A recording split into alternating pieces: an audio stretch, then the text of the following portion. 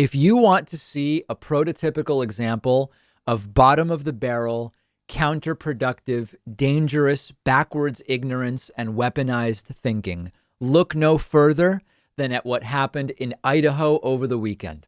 On the steps of the Idaho State Capitol in Boise, Idaho, parents and their children staged an anti-mask protest where they had a fire going in a barrel and they angrily threw surgical and other types of masks into the barrel in what I guess was supposed to be some kind of defiant and principled statement about not being forced to wear masks or not believing in the pandemic or about being angry that there are COVID guidelines. And this is obviously bad enough at the surface level. The idea that wearing masks to be part of keeping people safe and reducing the spread would make anybody angry. That's bad. That's a problem.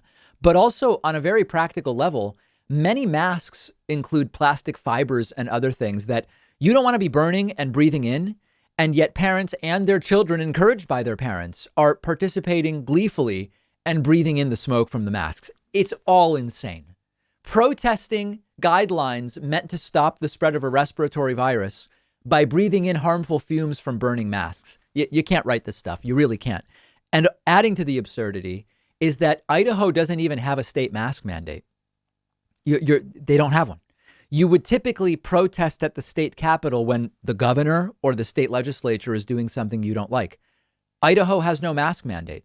Why are they protesting at all? Never mind at the Capitol. Well, visitors to the Capitol building specifically are asked to wear masks. It's not even required or enforced. Republicans introduced a bill last week to ban mask mandates in Idaho. Republican governor of Idaho, Brad Little, has never issued a statewide mask mandate. There are some individual counties, there are some cities that have mask mandates. Maybe they should be protesting there instead of at the state capitol, but really they shouldn't be protesting at all.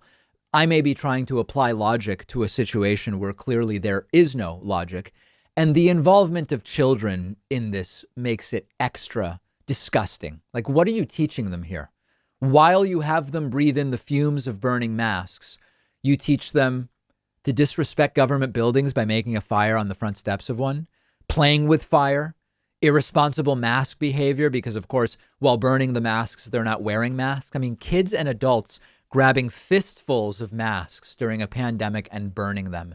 You're really not, these aren't children that you're setting up for upper management. Let's put it that way. Now, how would this be different if instead of going to a mask burning, they went to one of the refrigerated morgue trucks that some hospitals have parked outside because they don't have enough room inside the hospital for the dead bodies of people that died of COVID? Or you go to some places where they're holding memorials for the people that died. Officially 525,000 Americans dead. If you estimate the uncounted deaths, could be more like 680 or 700,000 COVID deaths. But in Idaho, they're not going to look at the morgue trucks. They're not going to do a memorial for the people that died. They're holding a mask burning. And this is an example of the type of stuff I've talked to you about that takes likely generations to fix. There's no simple fix to this. There's no specific intervention you can do that at a mass level will fix this type of thinking and this type of programming. It's being bred into the children at a young age, and it likely will take a generation to make a dent. And that's if we do everything perfectly. That's if we reform education. That's if we get people media literate enough not to fall for the stuff that's on right-wing media. It's an uphill battle, and that's tragic and that's scary.